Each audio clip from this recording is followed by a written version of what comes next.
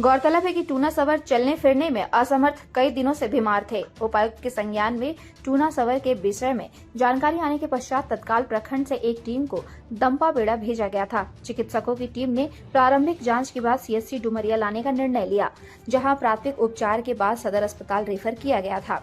Tuna सवर को चर्म रोग हो गया है, वहीं उनकी पत्नी एनीमिया से पीड़ित है। देर रात उपायुक्त विजया जाधव ने अस्पताल पहुंचकर एमजीएम से 2 यूनिट ब्लड की व्यवस्था करवाई। एनएस एवं बी कॉम्प्लेक्स के साथ ब्लड यूनिट चढ़वाया गया। मंगलवार सुबह पुनः उपायुक्त सदर अस्पताल पहुंची और टूना सवर व उनकी धर्म पत्नी का हालचाल जाना।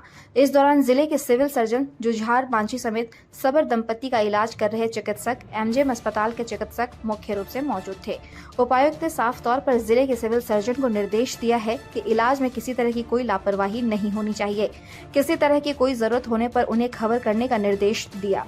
उपायुक्त विजय जाधव ने बताया कि अक्टूबर माह में चावल की खेती के दौरान टूना सवर चर्म रोग की चपेट में आ गए, जिसकी जानकारी उन्होंने किसी को नहीं दी। संज्ञान में आते ही उन्हें बेहतर इलाज के लिए सदर अस्पताल लाया गया है, जहां नॉर्मल डाइट अभी वे नहीं ले पा रहे हैं, जिसकी वजह से उनको लिक्विड डाइट दिया जा रहा है। चर्म रोग विशेषज्ञ के साथ साथ एमजीएम के डॉक्टर भी यहां मौजूद है, जो पूरी तरह से उनके स्वास्थ्य पर निगरानी रखे हुए हैं। उन्होंने बताया कि डाकिया योजना के तहत हर सुविधा, खासकर खाद्यान्न सुविधा और हेल्थ कैंप समेत हर योजनाओं से उनको लाभान्वित करने का प्रयास किया जा रहा है। टूना सवर और उनकी पत्नी के स्वास्थ्य संबंधी सारी सुविधाओं पर निगरानी की जा रही है। बेहतर से बेहतर सुविधा देने का प्रयास किया जा रहा है और उम्मीद है कि जल्द वे दोनों स्वस्थ होकर घर लौटेंगे। परिवार को कल जैसे खबर प्राप्त हुई है कि ये डुमरिया के फॉरेस्ट ब्लॉक में जो एक दुर्गम क्षेत्र है, पहाड़ के ऊपर लगभग 22 परिवार रहते हैं।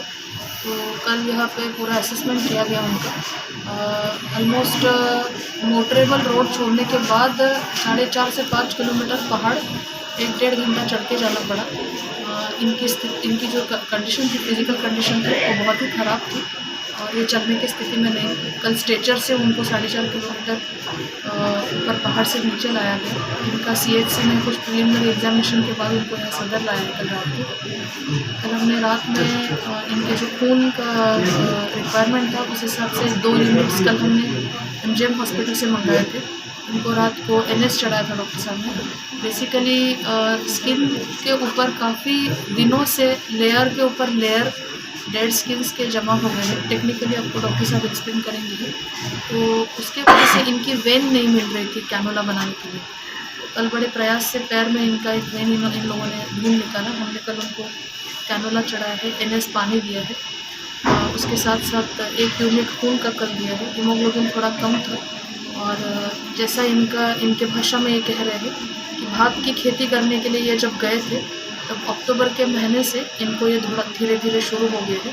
इसके बारे में इन्होंने किसी को बताया नहीं, या फिर नॉर्मली ठीक हो जाएगा ऐसी धारणा होगी वहाँ की, तो उस हिसाब से कुछ अटेंशन नहीं दिया। तो अभी वो काफ़ी एग्रेवेटेड रूप लिया है।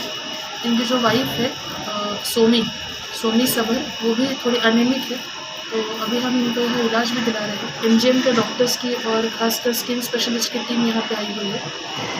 अभी आप जैसे देख रहे हैं कि नॉर्मल डाइट एकदम से शुरू करेंगे तो body will not accept it immediately.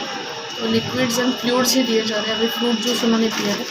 हमने कुछ प्रोटीनिक्स मंगाया है, बोर्नविटा मंगाया है, दूध में मिक्स करके उनको दे रहे हैं।